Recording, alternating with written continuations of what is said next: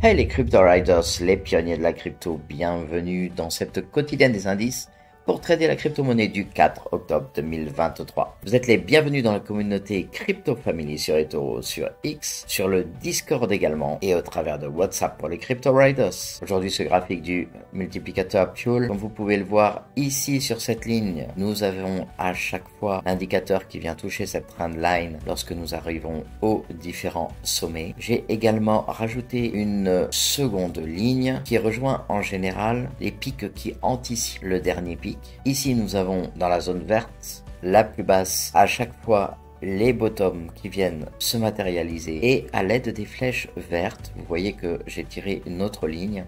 Nous avons les bottoms intermédiaires à chaque fois que nous travaillons. Donc si cette ligne s'avère réelle cette fois-ci, nous sommes encore un petit peu trop haut et l'indicateur a le temps de redescendre un petit peu pour débuter la seconde phase du cycle qui correspondra au bull run. Nous sommes donc tranquillement encore dans une zone d'accumulation. Au niveau de la dominance du BTC, comme vous pouvez le voir, nous sommes en train de casser la anse de la tasse et anse. Le RSI a encore la possibilité de monter un petit peu et il est tout à fait probable que nous venions travailler de nouveau cette zone de supply. Sur ce graphique, nous retrouvons les différents gaps, donc les trois gaps matérialisés ces dernières heures. En général, vous savez que nous allons retester 90% des gaps. Et sur ce schéma du BLX, qui est un schéma à moyen long terme, comme vous pouvez le voir en janvier dernier, sur la grosse zone de demande, j'avais préparé nos bougies prévisionnelles et vous voyez qu'on a très bien tenu ces prévisions. Aujourd'hui, l'idée, c'est vraiment de venir casser cette trendline pour pouvoir poursuivre sur la prochaine. Donc,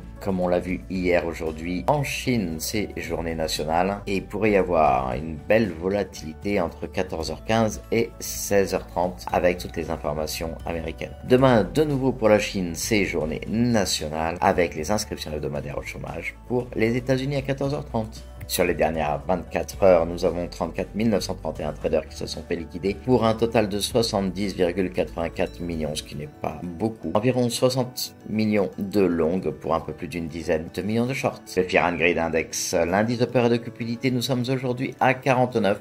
On continue à latéraliser tranquillement dans la zone neutre. Rien de nouveau sous le soleil du Bitcoin. Le top 10 crypto reste sur les 7 derniers jours dans le vert.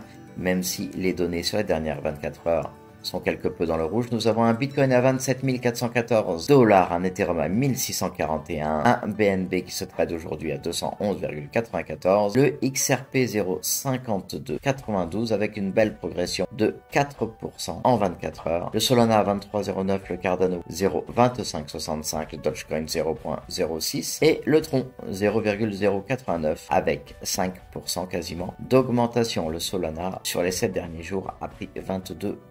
Je vous rappelle que si vous aimez la liberté de la crypto-monnaie et que vous faites de la moto, vous serez les bienvenus chez les Crypto Riders World où nous sommes tous passionnés de crypto et de moto. 39, c'est le chiffre du jour pour le 4 octobre 2023. Le CBBI nous informe que nous sommes toujours en train de latéraliser et de travailler cette même résistance qui est commune à tous les cycles. 39 pour l'indice d'Altcoin Bitcoin Season. Nous avons un Bitcoin qui est toujours résilient, voire même qui pourrait s'orienter de nouveau vers une Bitcoin Season alors que nous sommes tous en train d'attendre une altcoin season. Le Bitcoin va-t-il nous surprendre? Pour celles et ceux qui utilisent Twitter, n'hésitez pas à nous rejoindre sur le Gibbs 911 officiel et vous aurez toutes les dernières informations en temps réel. Sur les 90 derniers jours, notre top 50 de la crypto, nous avons un BTC à moins 5,6% qui au fur et à mesure que nous nous rapprochons de la Bitcoin season se rapproche lui également de la partie verte de notre écran. Si vous aimez la formule Discord, vous pouvez rejoindre la Crypto Family Gibbs 911 sur le Discord. Vous êtes les bienvenus et vous retrouverez énormément de salons, tous plus intéressants les uns que les autres. Le halving du Bitcoin se fera dans environ 204 jours. Il nous reste 29 733 blocs à miner et nous approchons les 86%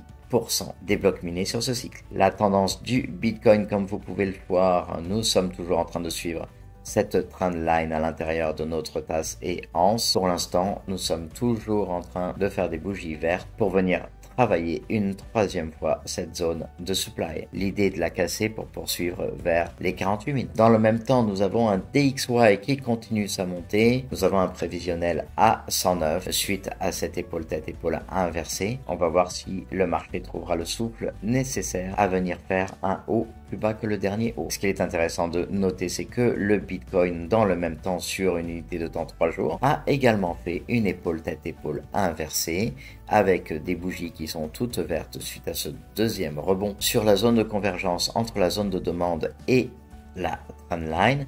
Vous voyez que nous arrivons sur la trendline RSI. Si nous arrivons à la casser, nous allons repasser en territoire boule avec une rapide augmentation de nos bougies vers la zone de supply aux alentours des 31 000 $ US. Et dans le même temps, on retrouve notre accumulation de week off où en effet, exactement comme prévu, nous étions montés. Maintenant, nous sommes en train de travailler les derniers LPS. Donc une latéralisation pourrait être envisageable, ce qui nous permettrait de refroidir correctement le RSI et de retrouver une grande force pour pouvoir faire un break-off structure de ces deux zones-là et venir rechercher la zone de supply supérieure. La heatmap en 12 heures, nous avons pas mal de liquidités à 27 000 $, très peu à 27 700 $, donc le plus probable est pour l'instant de latéraliser, de venir les chercher tranquillement sur de petits mouvements. Sachant qu'en 24 heures, la liquidité est quand même beaucoup plus haute, 28 600.